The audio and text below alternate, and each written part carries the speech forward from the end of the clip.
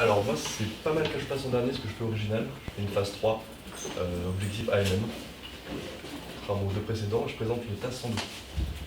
Donc c'est une phase 3 qui a été présentée dans le New England et donc qui regarde le TAS 102 pour avoir l'AMM.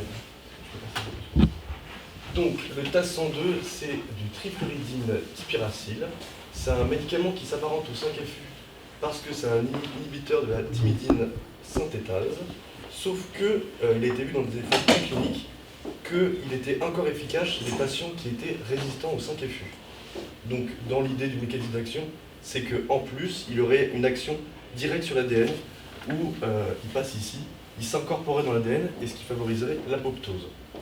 Dans les études précliniques, il y a une phase 2 qui a été faite au Japon, qui comparait le TAS 102 chez des patients avec des cancers, des cancers du côlon métastatique en phase 2, chez, je ne sais plus combien, chez 170 patients, et qui montrait un gain en survie de 9 mois versus 6 mois.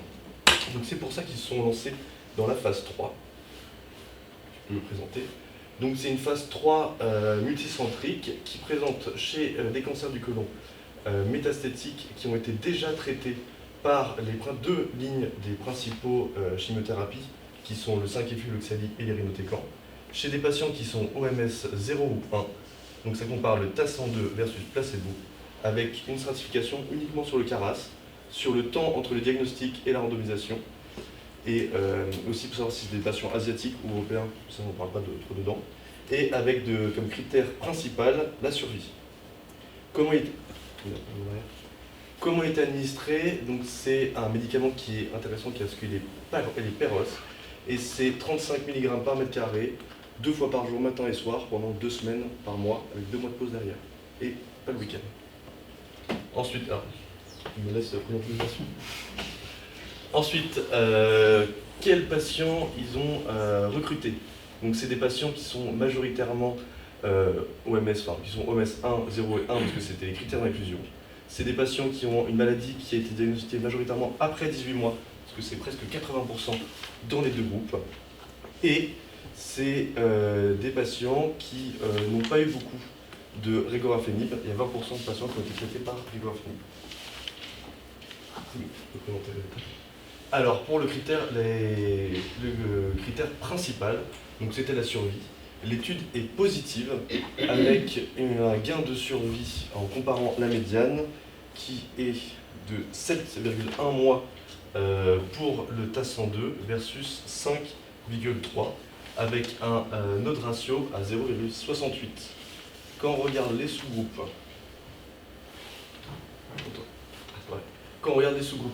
on voit que c'est presque partout positif. Ce qui est intéressant, moi ce que j'ai trouvé intéressant, c'est que ça marchait quand même mieux chez les patients qui étaient suivis depuis longtemps pour leur cancer du côlon. Et où est-ce qu'il est? Et notamment, on voit que ça marche mieux chez les patients qui ont été traités par plusieurs lignes précédentes. Ce qui les deux vont ensemble. Ensuite, pour les critères de jugement secondaire. Donc, il y avait la survie sans progression. La survie sans progression, donc, ça a montré une différence. Donc, pour le TAS 102, c'est, je vous dis ça tout de suite, c'est le 2 mois versus 1,7 mois. Ils ont trouvé ça que c'était significatif, mais moi je ne trouve pas ça pertinent. Là, il faut qu'on s'arrête là-dessus. Il faut que Benoît t'explique. Attends, vas-y, termine. Non, mais on peut s'arrêter là-dessus. Dites-moi. Non, mais vas-y, termine, on en discutera après. Parce que quand on regarde 0,3 mois, ça fait 9 jours. Ensuite, pour ce qui est, donc, ils ont aussi regardé le taux de réponse globale et le taux de contrôle de la maladie, sachant que le taux de contrôle de la maladie comprend le taux de réponse globale, mais il met en plus la stabilité. Et on voit que ça a été positif sur le taux de contrôle de la maladie, avec une maladie qui est contrôlée dans 44,16%. Ça n'a pas été dans le taux de réponse. Autre résultat intéressant, c'est que pour le performance statut, les patients qui sont traités par TAS 102 maintiennent un OMS supérieur à 2 plus longtemps que les patients sous placebo, avec, ils sont, excusez-moi, ils restent 5,7 mois versus 4, avec un performance statut supérieur à 2. Ensuite, pour les toxicités. Donc, pour les toxicités, on voit que le TAS-102 est plus toxique, notamment au niveau hématologique, avec des neutropénies qui sont assez élevées, avec un grade supérieur à 3, qui sont à 38%, alors que c'est inférieur à 1 avec le placebo, et aussi avec au niveau de l'anémie, parce que l'anémie, ils sont à 18% anémiés dans le groupe TAS-102. À côté, il y a une toxicité digestive avec un grade 3 au niveau des diarrhées à 3%, mais le TAS-102 n'a pas de toxicité au niveau du syndrome main-pied et au niveau des mucites. Donc, en conclusion, c'est une étude de phase 3 qui est significative sur le critère de jugement principal, donc la survie globale, avec un gain absolu de 1,8 mois. Les résultats sont pour moi non pertinents sur la survie sans progression, on va en discuter, avec un contrôle de la maladie qui est positif et des résultats qui sont meilleurs pour maintenir le performance statut, avec des toxicités principales au niveau hématologique, anémie et neutropénie. Donc, c'est un médicament qui est intéressant parce que c'est un médicament qui se donne par voie orale, qui marche sur la survie chez des patients qui ont déjà reçu 2 lignes dans le cancer du côlon et qui est à mettre en rapport avec l'autre médicament qui est un peu dans la même classe, qui est le regorafenib. Et cette étude a permis d'obtenir l'AMM. Je crois que l'AMM elle date de 2-3 mois. L'AMM elle est plus vieille que ça, c'est le remboursement, qui vient de tomber. Ouais. Et il est remboursé par contre, je ne connais pas le prix. Le prix c'est à peu près 800 € ou 1000 € par mois. C'est une information intéressante.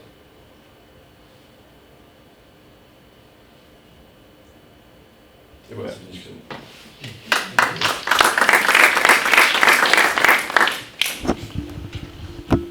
Donc on va reprendre ta présentation. On revient au tout début. Parce que le mode d'action c'est vachement intéressant. En fait on dit que c'est en effet là c'est un schéma super compliqué. On voit que là les trucs dans tous les sens, machin. En fait c'est un mode d'action qui est assez différent du 5FU, hein, qui agit uniquement sur l'ADN et qui est assez original comme inhibiteur je veux dire, puisque ça, là, ton schéma est compliqué, mais c'est un mode d'action qui a quand même rien à voir avec le 5FU et qui on a pas mal discuté avec le labo, qui serait pas illogique d'associer avec le 5FU parce que c'est vraiment 2 modes d'action différents et que la question c'est qu'on ne sait pas très bien en fait. On n'a aucune donnée encore chez des patients qui ne sont pas résistants au 5FU. Et en fait, on ne sait pas du tout ce qui se passe chez des patients non résistants au 5FU. Donc il y a des études qui sont en cours. C'est un médicament tout nouveau, quoi, et on ne sait pas encore trop ce qu'il a dans le ventre, en fait, parce que comme il a été prescrit en énième ligne, bon, il fait quelque chose, mais qu'est-ce qu'il fait plutôt, on ne sait pas trop, quoi. On sait comment a été choisi le schéma J1, J5 J5. Ça, c'est les phasins qui ont établi ce schéma bizarre.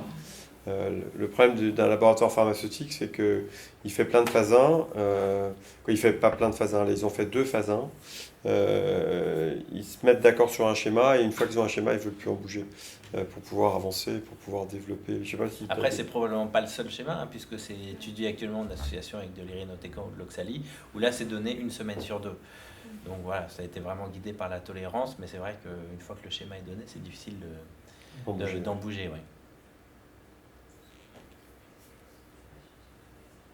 Donc après, il faut que la Benoît va te faire un petit... Alors attends, parce que là c'est important. Ouais, c'est important. Promettez-moi 2 choses là. Est-ce que tu peux remettre les courbes Parce que là, tu nous as fait le truc... Là, en partant d'ici, il y a 2 choses qu'il faut que vous reteniez à vie. C'est la première chose, c'est que quand vous comparez des essais, donc là c'est pas le cas, mais des essais entre eux, ce que vous n'avez pas le droit de faire, surtout ne comparez pas les médianes.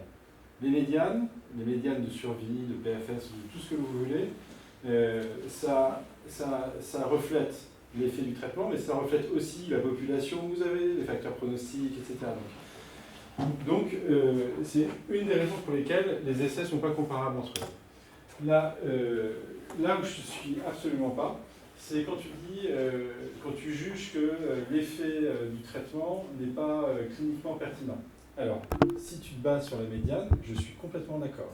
Mais justement, la différence de médiane de PFS ou même de survie, c'est pas exceptionnel non plus,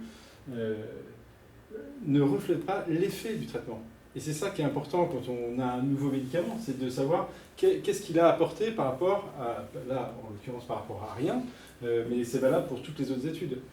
Qu'est-ce qui reflète le plus ce qu'a apporté le traitement? Ce qui reflète le plus ce qu'a apporté le traitement, c'est-à-dire l'effet thérapeutique, c'est la différence que vous avez entre les deux courbes.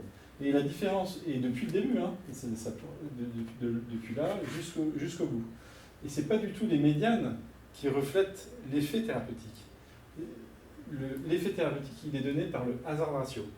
Là, en revanche, même si ça ne vous donne pas le droit de comparer des essais entre eux, si vous le faites, faites-le sur les hazard ratios et surtout pas sur les médianes. Surtout pas sur les médianes. Avec la même population, vous refaites, avec les mêmes médicaments, vous refaites la même étude, vous ne retrouverez pas les mêmes médianes. En revanche, vous retrouverez le même hazard ratio. Donc vraiment, l'effet thérapeutique, c'est sur le hazard ratio. Si vous retenez ça ce soir, vraiment, c'est bon. Et un hazard ratio de 0,48, à part quelques essais dans le mélanome, etc., quand même en cancéro, 0,48, il n'a pas beaucoup. Il n'y en a pas beaucoup. Alors maintenant, avec l'immunothérapie, etc., ça commence à être un peu plus fréquent, mais jusqu'à maintenant, avec les chimiothérapies, 0,48, c'était hyper rare. On était plutôt sur les essais dits positifs, 0,7, 0,75, parfois un petit peu en dessous de 0,7, mais 0,48, c'est un ratio qui est vraiment très très bon. Donc, qui traduit en fait que l'effet du traitement, il est très très fort. Alors oui, c'est vrai que les médianes ici, elles sont collées. Elles sont collées parce qu'en fait, le médicament, l'effet thérapeutique qu'on a, qui est très fort, ne se voit en fait que chez la moitié des patients.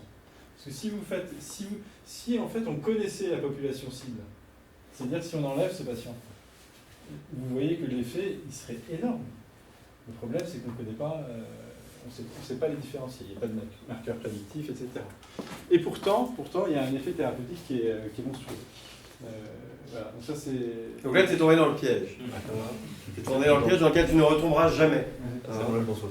La médiane, c'est pas parce qu'une médiane est la même ou qu'il y a 2 jours de différence que le traitement, parce que voilà, là, on n'est plus, la maladie est grave, et on a eu le cas, dans le cancer du pancréas, tu auras souvent le cas, notamment quand on regarde les traitements adjuvants dans le cancer du pancréas, il n'y a pas les médianes, elles sont un tout petit peu changées par la gemcitabine ou par le truc, mais ce qui est important, ce n'est pas tellement les médianes, c'est plus le taux de survivants à 3 ans, à 4 ans, et c'est ce qui se passe après la médiane, où tu vois que ça change.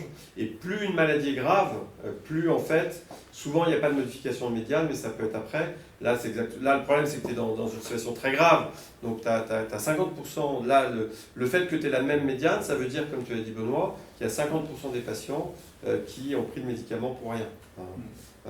C'est ça que ça veut dire. Mais ce qui est important, c'est l'air sous la courbe, et c'est sûrement pas les médianes. Les objectifs d'essai, alors tu as des objectifs d'essai qui sont de comparer des médianes, mais c'est vrai que après... Dans les hypothèses, en fait, quand on compare des médianes, en fait, derrière, il y a quand même le hazard ratio. Ça correspond à un hazard ratio. Et tu peux avoir l'inverse, c'est-à-dire des courbes qui sont collées, des courbes qui sont collées, ça peut se décoller au niveau de la médiane.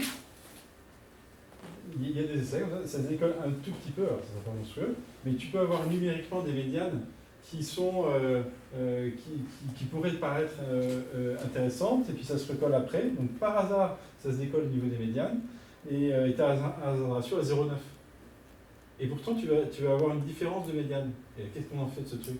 On n'en fait rien, parce qu'en fait, il n'y a pas d'effet thérapeutique. Pour te donner un autre exemple qui était un peu comme ça, mais qui là est justement, il y a eu le Tarceva dans le cancer du pancréas.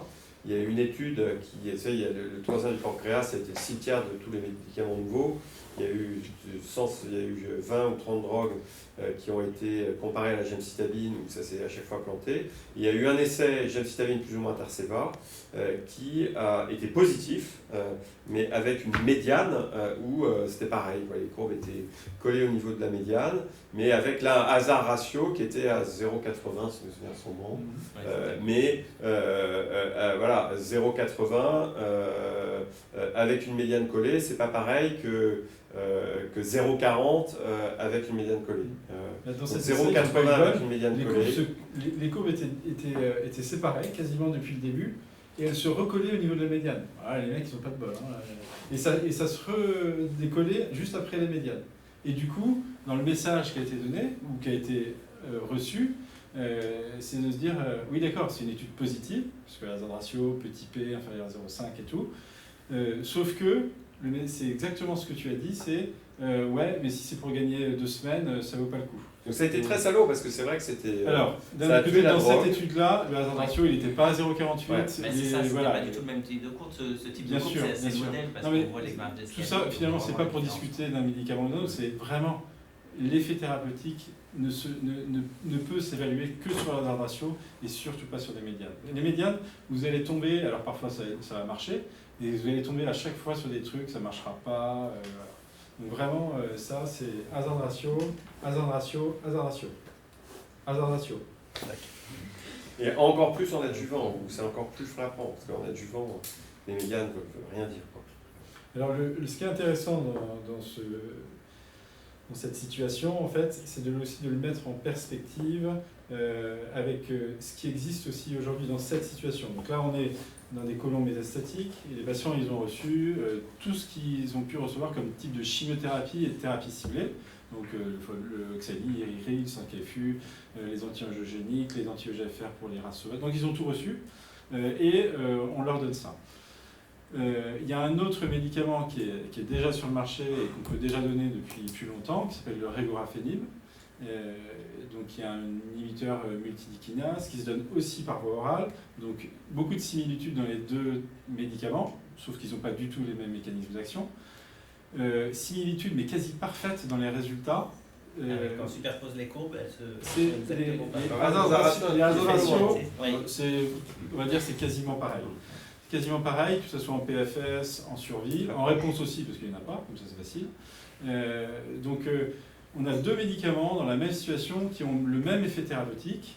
Et là, en fait, c'est ça qui est intéressant pour vous, je trouve, c'est que vous allez être confronté à cette situation de plus en plus, avec des médicaments qui arrivent sur le marché dans la même indication, et comme souvent, pas de comparaison directe, parce que les labos, évidemment, ils n'ont pas envie de se frotter aux concurrents directs. Parce Ils savent que s'ils se frottent, ils trouvent. Voilà, le risque, c'est que les deux courbes soient collées et que donc voilà, ça a beaucoup d'investissement pour pas grand-chose, etc. Donc, en fait, nous, on se retrouve avec deux médicaments, un seul patient en face de nous, et il faut qu'on choisisse. Alors, comment on fait? Et bien là, on compare les essais entre eux, on n'a pas le droit. Et pourtant, il faut bien qu'on trouve des trucs. On compare les tox. On compare. Alors, c'est la seule chose qu'on qu'est-ce qu'on peut comparer? Effectivement, le profil à efficacité égale, on va comparer le profil de toxicité. Et là, en l'occurrence, je trouve que les deux médicaments ont des profils de toxicité qui peuvent permettre, alors peut-être pas complètement, mais de choisir entre l'un et l'autre. Par exemple, le TAS-102, il a surtout une hématotoxicité. Donc, c'est des patients qui ont été déjà exposés à plein de chimiothérapies.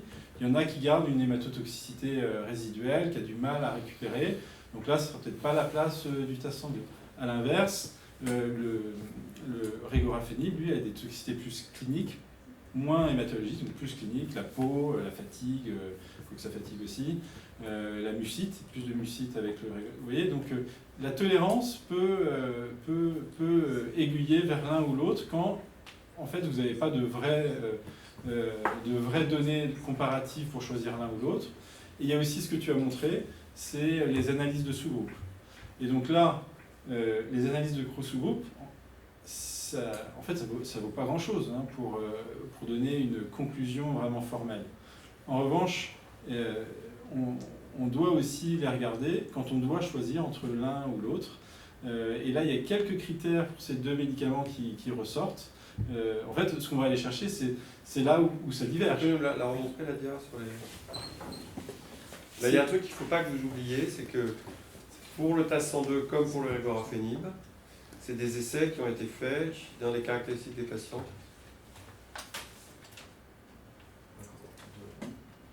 Ils sont là. Caractéristiques des patients. Alors là, c'est vraiment un truc super important que faut également que vous reteniez. Vous voyez que c'est des patients qui sont OMS 0 ou 1. Vous, en consultation, les patients que vous allez avoir dans cette situation, il y en a 2 sur 3 qui vont être OMS 2. Qu'est-ce que vous faites? Qu'est-ce que vous faites? Vous êtes bien emmerdé. Parce que là, ces résultats, ils sont vrais que dans la population de patients en bon état général.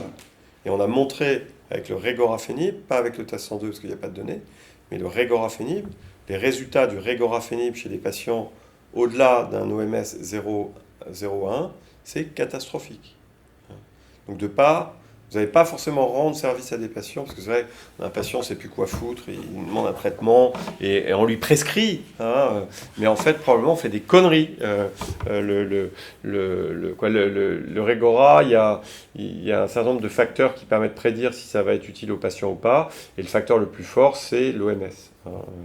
Et bon, pour tous les traitements. Donc là, il ne faut pas oublier que ces résultats, ils sont uniquement dans une population extrêmement sélectionnée, patients qui ont des critères de bons pronostics au stade où ils sont de leur maladie, et que ça ne s'adapte pas forcément à tous les patients, et qu'il ne faut pas filer du TAS 102 et du Régora à tout cancer du côlon qui est au-delà de toute ressource thérapeutique, parce qu'on va souvent leur donner de la tox et pas forcément leur donner un bénéfice, et ça c'est compliqué, parce que les patients sont très demandeurs, nous on est content de leur proposer quelque chose, et on fait probablement des conneries en prescrivant des médicaments qui servent probablement à rien, on donne des tox, et ça on le fait tous.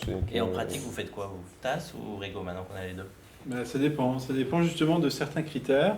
Donc là on voit, donc ça c'est, je vous invite à lire l'étude Régora parce que, et à comparer les analyses de ce groupe. Donc, par exemple là, donc, ça marche, dans, quel que soit l'âge, ça marche, puisque vous voyez que les deux plots là sont du côté TAS 102, donc c'est pas le problème de dire ça marche pas.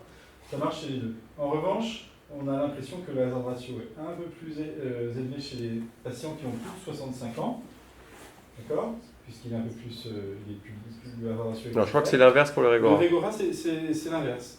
Alors, et là c'est pareil, le Régora, ça marche aussi chez les plus jeunes, chez les plus vieux, mais c'est l'inverse. Les deux, il faudra que vous regarder, les deux trucs sont comme ça. Donc, comme on est obligé de trouver des arguments pour choisir entre l'un et l'autre. Alors, qu'est-ce qui est plus pertinent? Il y a l'âge, il y a effectivement, comme tu me disais, l'exposition au traitement précédent. Le TAS 102, on a l'impression que plus on a eu, plus ça marche. Le Régora, c'est aussi l'inverse. Donc il faut trouver, en fait, vous regardez là où c'est exactement pareil entre les deux médicaments, et là où ça peut diverger, et là vous pouvez capter finalement les arguments où vous pourrez choisir plutôt l'un ou plutôt l'autre. Donc peut-être l'âge, le nombre le nombre de lignes précédentes, la toxicité. Il y a aussi un truc, c'est qu'il y a certains patients qui vont recevoir les deux. Et le patient, moi c'est comme ça que je choisis, le patient que je vois recevoir qu'une seule ligne parce qu'il est un peu limite, etc., sans hésiter, je donne le TAS parce que le Régo, c'est quand même pas très sympa pour les patients, surtout quand on le donne à pleine dose. Ouais, le TAS, c'est fatigant aussi quand même. Le TAS, c'est fatigant. Fatigué, hein. Oui, mais c'est moins brutal. C'est-à-dire qu'on a un effet secondaire qui est insipide avec le TAS 102 qui est la neutropénie, et de l'autre côté avec le Régora, un effet secondaire qui est hyper visible et le patient vous en veut, c'est quand il a le syndrome main-pied qui est cogné et qui est une vraie merde parce qu'il ne peut plus marcher, il n'est pas content le patient. À l'inverse, si on commence par le TAS et qu'on lui file le Régo après, il n'est pas toujours content aussi. Donc c'est compliqué. Mais parfois, voilà, le Régora marche très bien et il n'y a pas de tox. C'est pas tout le monde qui fait la tox cutanée du Régora. Donc Benoît a raison, Ouais. il faut. Donc, Puis il y a le patient, on peut discuter avec le patient en lui disant voilà, il y a ces effets secondaires-là. Il y en a un, c'est tous les jours 3 semaines, l'autre, c'est.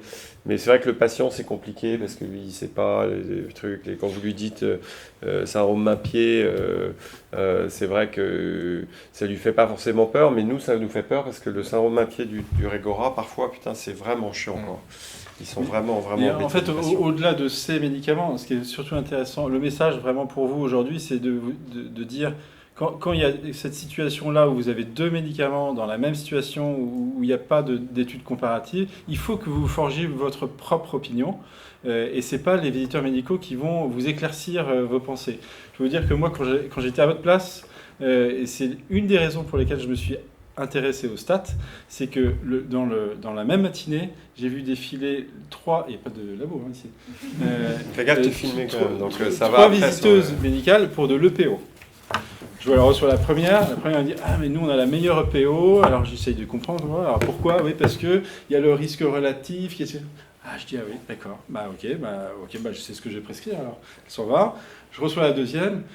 Elle m'expose son truc et tout, et puis nous, on a vraiment la meilleure EPO. Je dis, mais pourtant, on m'a dit que le risque relatif de l'autre, c'était... Ah, mais non, mais parce qu'il faut regarder le gain absolu du truc sur le delta du machin. Ah, d'accord, ok. Moi, j'y comprenais que dalle. Et le troisième arrive, mais non, mais c'est pas du tout ça. Vous avez bien vu que sur un mois, il faut gagner machin, etc. Moi, j'étais complètement paumé. Donc là, je me suis dit, là, mon pote, si tu fais pas toi ton analyse propre, tu vas être paumé toute ta vie. Et donc ça, c'est vraiment... un exemple aussi, parce que là, vous allez voir les visiteurs médicaux des 2 labos qui vont vous dire « Ah bah oui, mais moi j'ai ci, moi j'ai ça, etc. » Donc vraiment, imprégnez-vous des données et essayez de vous forger votre propre opinion et pas être très critique par rapport à tout ce que vous voyez. Pas critique forcément négative, mais critique dans le sens, il faut vraiment que vous vous imprégniez les données pour savoir ce que vous allez faire plus tard. Alors pour la pratique, il faut savoir que le régorafénib, vous ne prescrivez pas de régorafénib si vous n'avez pas une équipe derrière vous qui est capable de gérer le régorafénib. Parce que vous allez être pas forcément là tout le temps, et que quand il y a des problèmes avec le régorafénib, il faut que les infirmières, les médecins de l'hôpital de jour, les pommades, les crèmes, et qu'il y ait vraiment une réponse, qu'on diminue les doses, qu'on prenne en charge les complications du régorafénib. Parce que ça, c'est la catastrophe. Le malade c'est vraiment pénible pour lui, quoi. Il faut vraiment être très réactif avec le régorafénib, et il faut avoir des infirmières. Nous, un peu partout maintenant, il y a chez vous, j'ai vu que tu avais fait un très beau projet pour la Fondation Arcade. J'étais très content que ça soit un financement unique parce que c'est un très beau projet.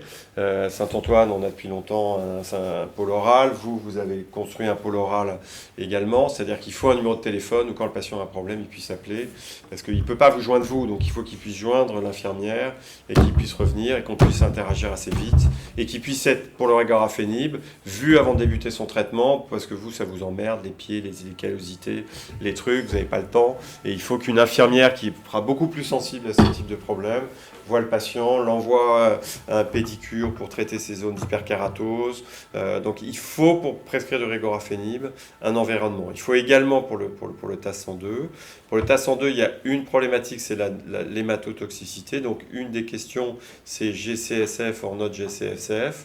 La réponse est pas de GCSF en prévention primaire. Et pourquoi pas GCSF en prévention secondaire, mais on ne sait pas très bien comment, on ne sait pas très bien si c'est efficace. Donc là, on est en train d'essayer de voir ça, mais c'est un petit peu les problématiques qui se posent.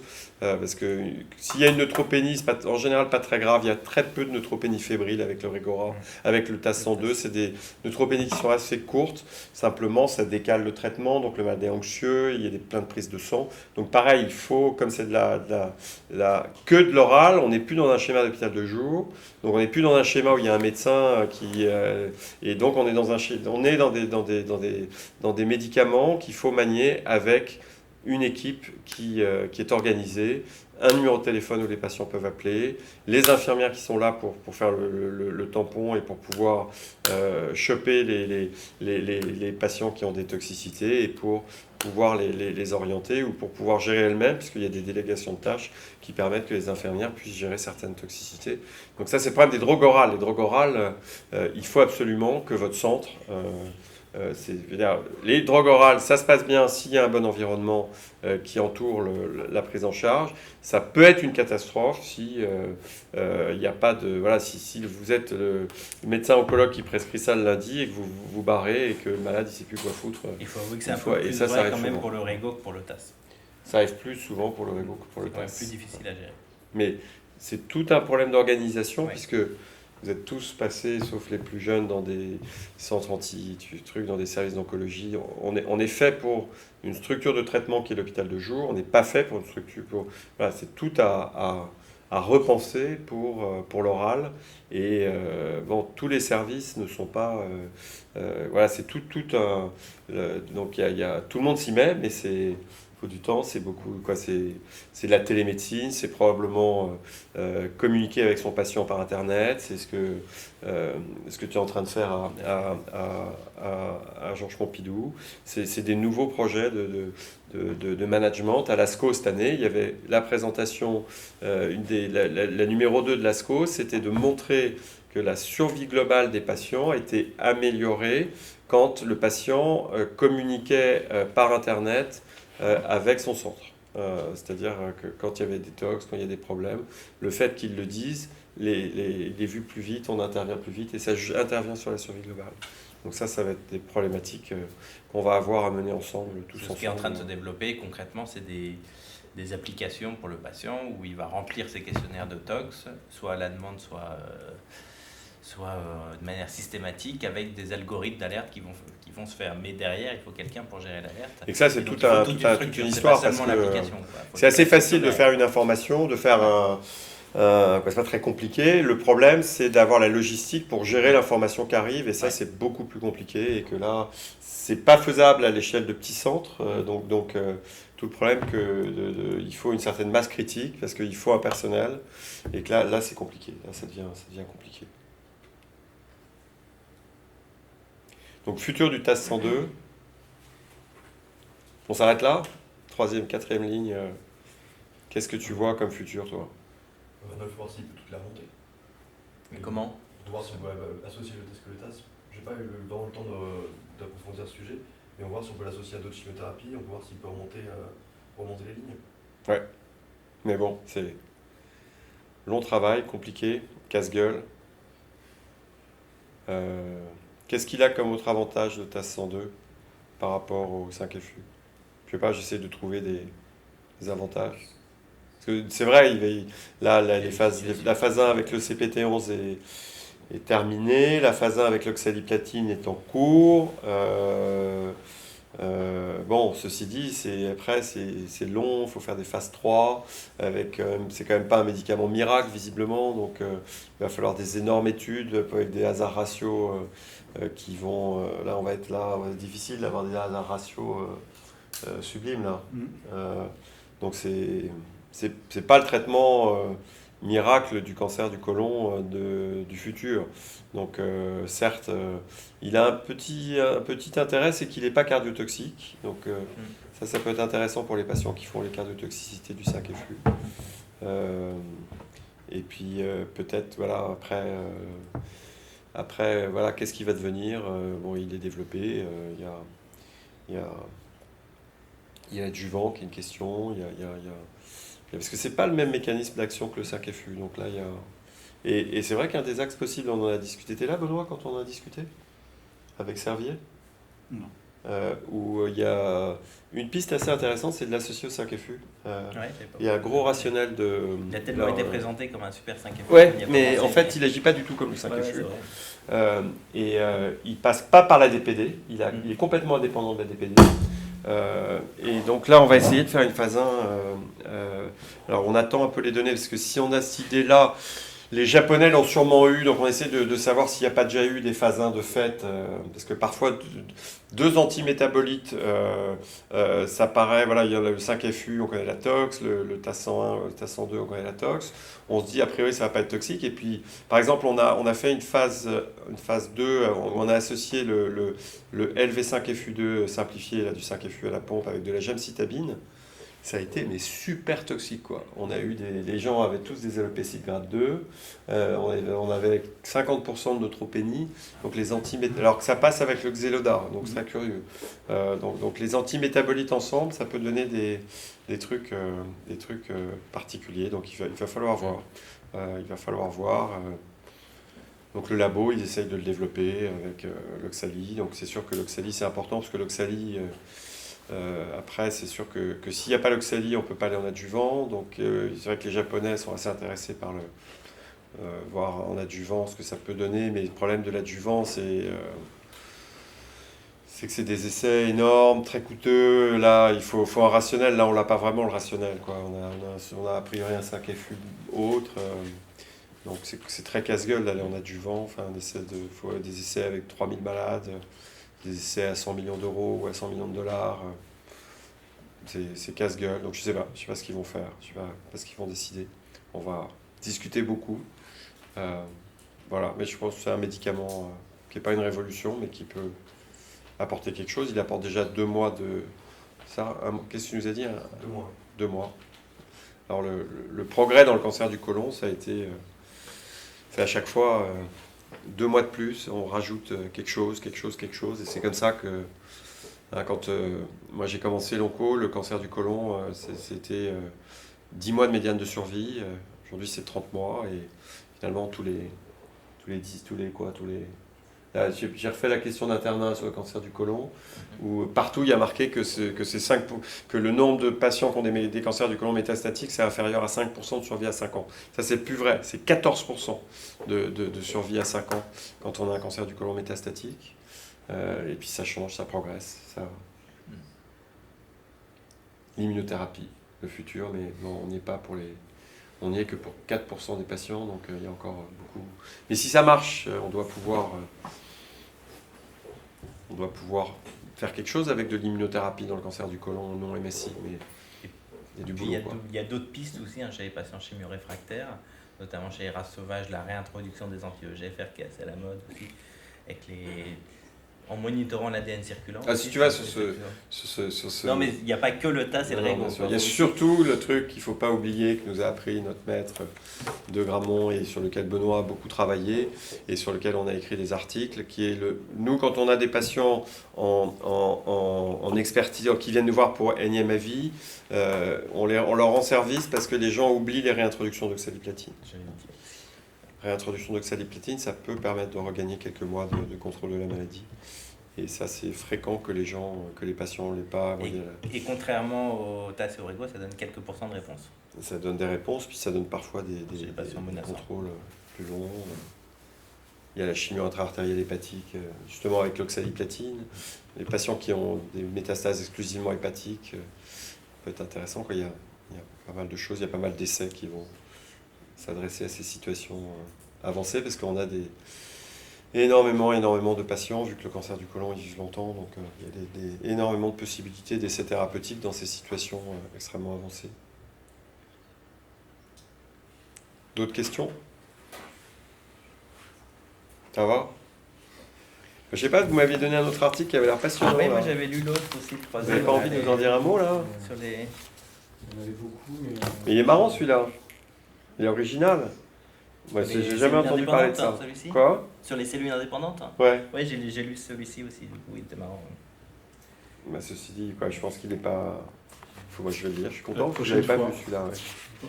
Je ne l'avais pas vu, mais c'est peut-être que le message, c'est peut-être qu'il y a la moitié des cancers du côlon qui sont à cellules indépendantes, ou à ce qu'on appelle la signature cell, qui aurait le potentiel de répondre à l'immunothérapie.